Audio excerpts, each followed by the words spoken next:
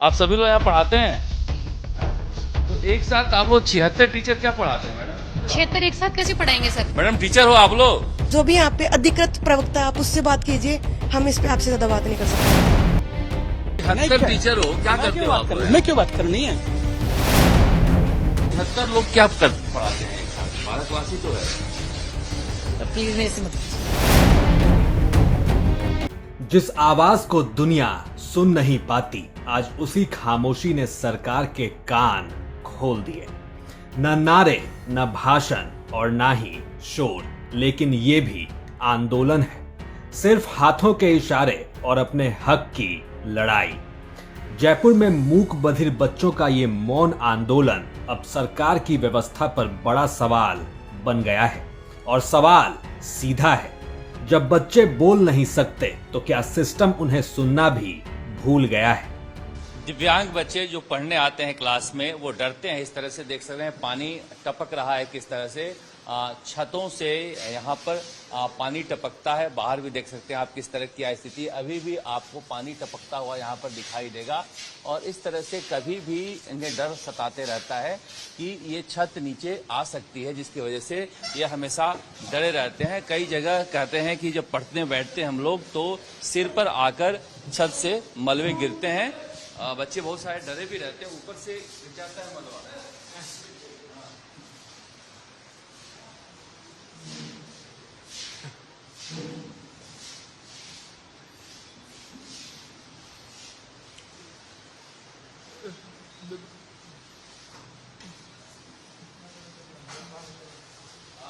बच्चे बता रहे हैं किस तरह से पढ़ने बैठते हैं तो ऊपर से छत से मलबा गिर जाता है, जिसकी वजह से ये डरते रहते हैं।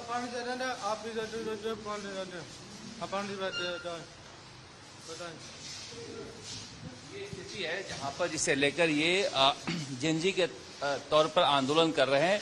और इसके आंदोलन के बाद यहाँ पर कुछ व्यवस्थाएं सुधरी तो हैं, लेकिन बहुत सारी ऐसी व्यवस्थाएं हैं जो अभी भी सुधार की यहाँ पर जरूरत है।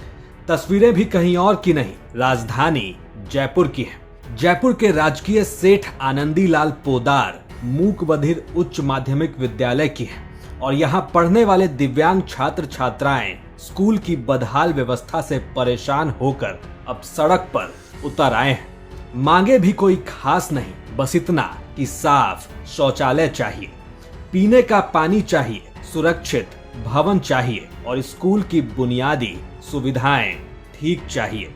लेकिन इनकी सुने कौन? यहाँ पर बच्चों को पानी पीने के लिए वाटर कूलर लगाया गया है, जो खराब पड़ा हुआ है। आप देख सकते हैं किस तरह से किस स्थिति में यहाँ पर पड़ा हुआ है। और इन सब कहना है कि यहाँ पर पानी पीने के लिए आता नहीं है।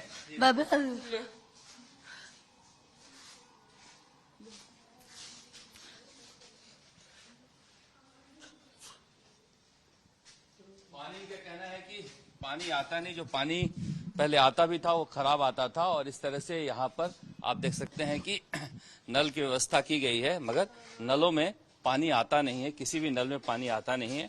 इस व्यवस्था को लेकर ये सड़क पर उतरे हुए हैं और आंदोलन। ये क्लासरूम है दिव्यांग बच्चों का, जहां पर देख सकते हैं किस तरह से ये टेबल और कुर्सियां हैं जिस पर ये बैठते हैं, जंग लगे हुए। इस तरह से दीवारें झड़ रही है, छतों से पपड़ियां नीचे गिरते रहती हैं सिर पर जो पढ़ने बैठते हैं, और ये सारे परेशान रहते हैं।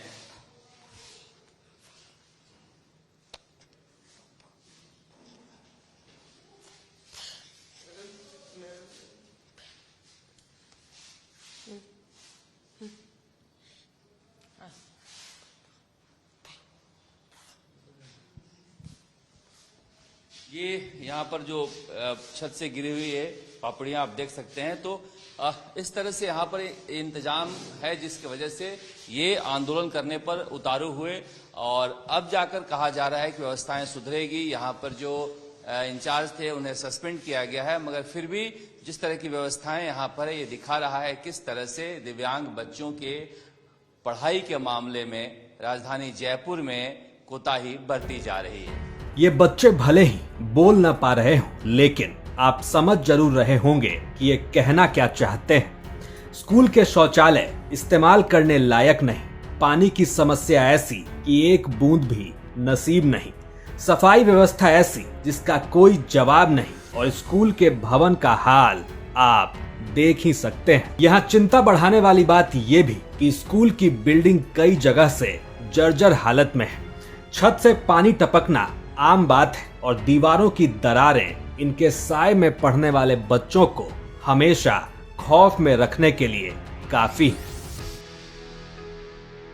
दिव्यांग बच्चों के लिए बनाए गए बाथरूम की क्या व्यवस्था है, आप देखिए। इस तरह से जाने का रास्ता है ये, और यहाँ से ही इतना ज्यादा दुर्गंध इस बाथरूम से आ रहा है, जहां पर आप जा नहीं सकते। अंदर आए तो ये आपको पान मसाला के आप ये गुटखों को देखिए, पैकेट्स के, और इस तरह से पाउच पूरे बाथरूम में भरा पड़ा है। इतनी गंदगी है, कहीं से पानी की व्यवस्था नहीं है इसमें, और इतना दुर्गंध भरा हुआ है, जिसकी वजह से यहाँ पर ये जो बच्चे हैं वो आंदोलन कर रहे थे। आप देखिए वॉश बेसिन की हालत ये है, इस तरह से पानी यहाँ पर आता है, जबकि ये बताया जा रहा है कि पानी नीचे गिरता है, टपकता है, और इस गंदगी की वजह से बच्चों में नाराजगी थी, जो यहाँ पर बाथरूम आने में भी बच्चे और बच्चियों को परेशानी हो रही थी। और अभी अभी कोई ज्यादा पुराना नहीं है, 25 मार्च 2025 को ही इस बाथरूम को बनाया गया है। तो पीने की पानी की व्यवस्था हो या बाथरूम हो, क्लासरूम हो, यहाँ पर ऐसी स्थिति थी जिसकी वजह से ये बच्चे आंदोलन कर रहे हैं। अब सबसे बड़ा सवाल ये कि क्या ये हाल प्रशासन को नहीं दिख रहा? तो मामला जब सड़क से निकलकर अधिकारियों तक पहुंचा तो शिक्षा विभाग की टीम ने स्कूल का निरीक्षण किया, और विभाग के मुताबिक बच्चों की शिकायतों की जांच के बाद कार्रवाई भी हुई है। स्कूल के प्रिंसिपल भरत जोशी को हटा दिया गया है। एक शिक्षक और एक 4th ग्रेड कर्मचारी को एपीओ किया गया। साथ ही स्कूल की समस्याओं के स्थायी समाधान के लिए विशेष कमेटी बनाई गई है। लेकिन यहाँ सवाल ये है कि अगर बच्चों के आंदोलन के बाद ही व्यवस्था जागेगी तो इससे पहले जिम्मेदार अधिकारी क्या कर रहे थे? रामराय चौधरी जी, आप किस मामले में निलंबित हैं? सर किस मामले में निलंबित? मैं सर ऑथोराइज नहीं हूँ अभी बात करने के लिए। आपको निलंबित किया गया है, तो किस मामले में किया गया है? सर छात्रावास की और इनकी जो समस्याएं थी उनको मैं प्रधानाचार्य से अवगत करवाता था। तो उसके बाद में जब यहाँ से कोई प्रत्युत्तर नहीं मिलता तो बच्चे मेरे से बार बार आके कहते थे, तो मैं बार बार मेल करता था, व्हाट्सएप करता था, काफ़ी चीज़ें मैं विभाग मतलब ये जो प्रधानाचार्य हैं, हमारे जो डीडीओ हैं, उनको मैं बताता था, अवगत करवाता था। तो भ्रष्टाचार के आरोप क्यों लगे? ये तो झूठे आरोप है सर, भ्रष्टाचार के आरोप ये प्रधानाचार्य के द्वारा झूठे लगवाए गए। उनकी जांच हो चुकी, उसमें कुछ भी नहीं पाया गया। अभी निलंबित हैं आप? जी निलंबित हूँ अभी जांच। तो यहाँ क्या करते हैं अभी जो भी प्रधानाचार्य जी या मैनेजमेंट जो मेरे को काम देते हैं, जैसे बच्चों की देखभाल है, मॉनिटरिंग है, या कोई क्लास में अगर खाली है तो मैं उसमें चला जाता हूँ। हालांकि कहानी यहीं खत्म नहीं होती। स्कूल में करीब 592 दिव्यांग विद्यार्थियों का नामांकन बताया गया है। स्कूल में कुल 17 क्लासरूम हैं और इनके लिए टीचर लगाए गए हैं कुल 76। ऐसे में आप यहाँ के हाई लेवल एजुकेशन की कल्पना कर सकते हैं। सर से बात करो, बड़े सर से। 76 टीचर हो, क्या करते हो आप? मैं क्यों बात करनी है सर? 76 टीचर हो, आप लोग क्या करते हो यहाँ? अरे मैं तो सबसे पूछ रहा हूँ।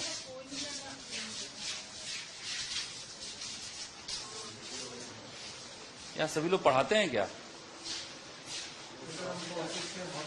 ऑफिस से हैं।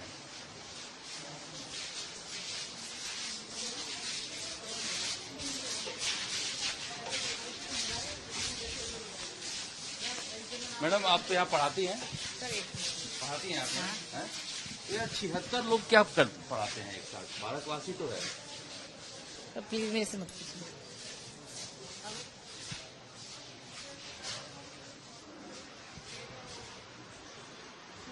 मैडम आप भी हैं, टीचर हैं? मैं मंत्रालय कर्मचारी हूँ। आप टीचर हैं यहाँ? क्या करते हैं? मैडम टीचर हैं आप यहाँ? टीचर नहीं। मंत्रालय कर्मचारी क्या करते हैं यहाँ? ऑफिशियली काम करती हूँ। कितने मंत्रालय कर्मचारी हैं? 10।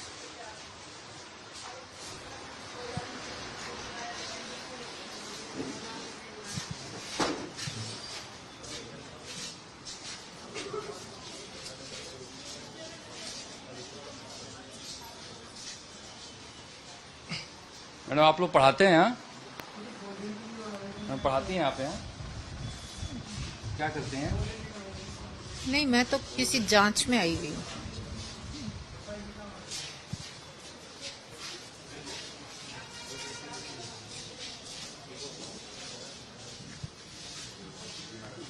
आप पढ़ाते हैं यहाँ? जी सर।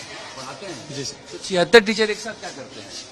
76 टीचर तो अलग अलग व्यवस्थाओं में लगे हुए हैं। आधे से ज्यादा टीचर कार्य व्यवस्था में इनमें लगे हुए हैं। आप सभी लोग यहाँ पढ़ाते हैं? हाँ? तो एक साथ आप लोग 76 टीचर क्या पढ़ाते हैं मैडम?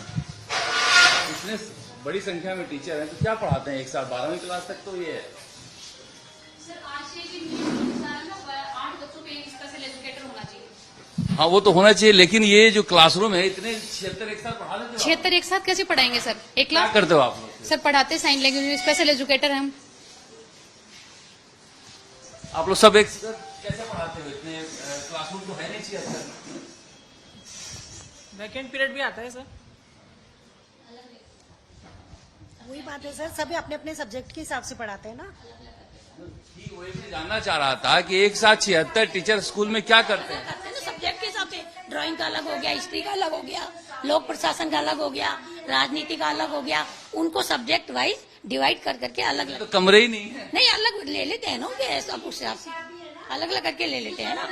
हाँ कर रहे हैं, कुछ बागवानी का काम कर रहे हैं, कुछ कंप्यूटर का काम देख रहे हैं, बहुत सारे अलग अलग।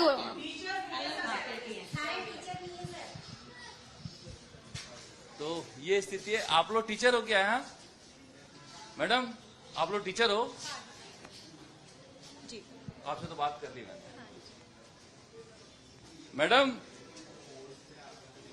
मैडम टीचर हो आप लोग? बात करेंगे आपसे। इतने बड़ी संख्या में स्टाफ है, 76 स्टाफ है यहाँ, तो इतने क्लासरूम तो है नहीं, क्या करते हो आप लोग? इतनी क्लासों में नहीं है। मैं तो बेसिक कंप्यूटर इंस्ट्रक्टर हूँ, तो मेरा जो क्लास होता है मैं क्लास ले लेती हूँ। बाकियों का मैं अभी आई हूँ 4-5 दिन पहले, तो मुझे आइडिया नहीं है। आप क्या पढ़ाती हैं? Political science. तो कितने क्लास हैं यहाँ? 3 है। इतने सारे टीचर क्या करते हैं? सर सबकी क्लासेस होती है ना, सबके सेक्शन, कमरे भी नहीं है। सेक्शन है ना सर, सबके सेक्शन है। बाकी जो टीचर है वो हॉस्टल भी संभालते हैं, हॉस्टल भी तो चलता है ना, हॉस्टल भी देखते हैं। ये आप क्या पढ़ाती हैं? हिस्ट्री। तो आपको लगता नहीं कितने सारे स्टाफ यहाँ बैठे रहते हैं? सर पहले तो आपने 76 बोल रहे हो, अभी प्रेजेंट में 75 है। दूसरी बात, सभी टीचर्स जो है वो शिक्षक नहीं है, कोई बाबू है कोई क्या है। और सर मैं दूसरी बात, जो भी यहाँ पे अधिकृत प्रवक्ता आप उससे बात कीजिए, हम इस पे आपसे ज्यादा बात नहीं कर सकते। धन्यवाद। ये मास्टर जी भले ही अपनी जिम्मेदारी से भाग रहे हों, लेकिन हमारे सवालों से नहीं भाग पाए। और सवाल अभी और भी हैं। सवाल ये कि बड़ी संख्या में शिक्षक स्कूल में नियमित आते ही नहीं। स्थानीय लोगों और प्रदर्शनकारियों के आरोप है कि प्रभावशाली लोगों से जुड़े कई टीचर यहाँ ट्रांसफर करवाकर आते हैं, लेकिन स्कूल में पढ़ाने नहीं पहुंच पाते। ऐसे में अगर तमाम सवालों को मिला लिया जाए तो सवाल उस पूरी व्यवस्था पर है जो बच्चों के भविष्य की जिम्मेदारी लेकर बैठी है। चाहे गहलोत हो या भजनलाल, सरकारें तमाम यही कहती हैं कि दिव्यांग बच्चों के लिए संवेदनशील व्यवस्था बनाई जा रही है, लेकिन व्यवस्था बनती कैसी है ये आपके सामने है। जयपुर से शरद कुमार के साथ ब्यूरो रिपोर्ट, राजस्थान तक।